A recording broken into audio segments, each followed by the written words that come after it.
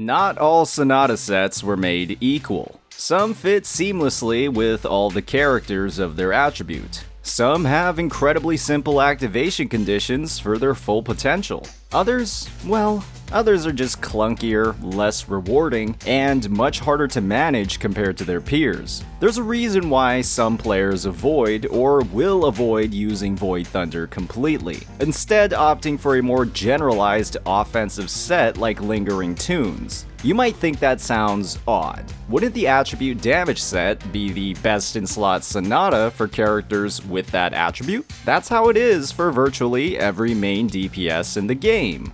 That's because Void Thunder is simply the worst Sonata set in the game. When factoring in its convoluted activation conditions and absolutely horrifying 4-cost echo skills, Void Thunder just doesn't feel good to use, especially in comparison to other sets. When we also factor in how it's easily one of the hardest sets to farm in the game, you have a recipe for frustration that plagues a sizable piece of the roster. Today we'll be breaking down why this is the case, diving into the huge difference between Void Thunder and other Sonata sets, the massive disadvantages you face just from using it, and how simply building and farming for this set is a greater challenge than others. As always, if you're enjoying this content, please hit that like and subscribe button. Sonata sets are one of the most important pieces of gear for every single character, with their 5-piece bonuses granting some of the largest damage or supportive boosts in the game. To gain the full bonuses of a Sonata set, there's a unique activation condition that must be met by the wielder. For some characters, it's as simple as activating an intro skill. When main DPS characters don't want to take the field for their most damaging rotations until they've activated the outro skills of supportive characters, this is one of the most seamless ways to activate the 5-piece bonuses in the game. If you aren't using an intro skill to begin your main DPS's rotation, you're simply playing them sub-optimally, and the Sonata sets only further reinforce optimal play and rotations. Other sets have some more unique activation conditions, but are still super easy to use. Molten Rift, for example, simply grants its entire bonus after a single cast of a resonance skill. This has perfect synergy with its wielders because characters like Chisha, Encore, and Chong-Li either have multiple charges of their resonance skill, very short cooldowns on the ability, or a built-in refresh through their kits. They also tend to gain a huge damage bonus for using their resonance skills, so they always want to activate these at the start of their rotations. When you compare sets like these to Void Thunder, it's abundantly clear why the Electro set is objectively worse compared to the other attributes. To gain Void Thunder's full damage bonus, you have to build up 2 stacks from casting a resonance skill or a heavy attack. This seems simple at first glance. Just cast 2 resonance skills and you'll have the full bonus. This is not the case. The set either has a translation or a clarity issue.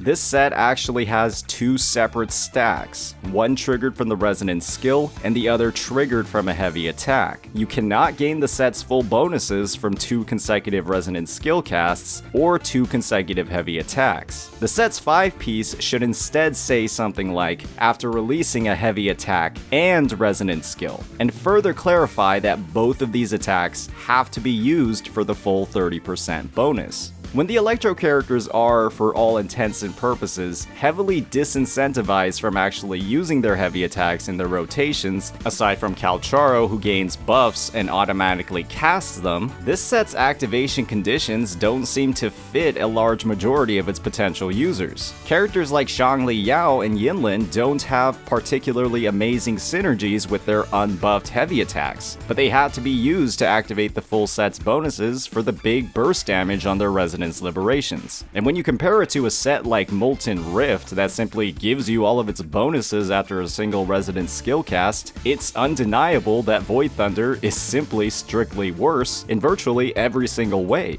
Unfortunately, the problems with Void Thunder don't end here. To complete a 5-piece Sonata set, you need a matching 4-cost, and it's safe to say that the Void Thunder 4-costs are, again, some of the worst in the game. The Thundering Mephis, the premier Electro and Resonance Liberation buffing skill, has bonuses that characters like Shangli Yao and Calcharo should fall in love with. However, the absurd cast time, huge vulnerability, and disappointing damage across all of its attacks makes it one of the most inefficient echoes to fit into your rotation. It could have been passable if it granted its full damage bonus simply from transforming, like the echo skills of the Morning Ikes or Crownless, but you have to go through the entire 6 attack chain to activate its bonus. In prior patches, the Phantom version of this echo had actually granted the bonus on the first hit, but unfortunately this bug was removed. I don't think anybody would have complained though if it was put back in as a feature. What this means is that most, if not all players running this set instead opt for the Tempest Mephis, equipped with its much faster cast time. This echo skill is far easier to use and fit into rotations, but it also comes with its own set of downsides. First, this Tempest Mephis skill does a pathetic amount of damage. Just look at the sum of these motion values. It's a total of around 278% attack. The second and third hits of the Infernal Rider Echo do more damage than the entire Tempest Mephis's attack. The Gorilla, another 2-hit echo skill, completely outdamages the entire Tempest Mephis's attack just with its second hit. The Tempest Mephis does have a shorter cast time, sure, by about a half a second or slightly more, but does that warrant it having 40 to 70% less damage than the other echo skills? This just makes it feel far more painful to use compared to the forecasts of the other Sonata sets. And in reality, considering the awful weaknesses of the Thundering Mephis, there's really not many other options for players to use. If the worst in class motion values weren't enough, the Tempest Mephis also provides some of the worst buffs in the game relative to its users, with a boost to Electro damage and heavy attack damage. Like we've discussed before, hardly any of the Electro Resonators want to actively use their heavy attacks. Even Calcharo, who automatically uses heavy attacks in his burst mode, has those heavy attacks converted into Resonance Liberation damage. What this means is that half of this echo skill buff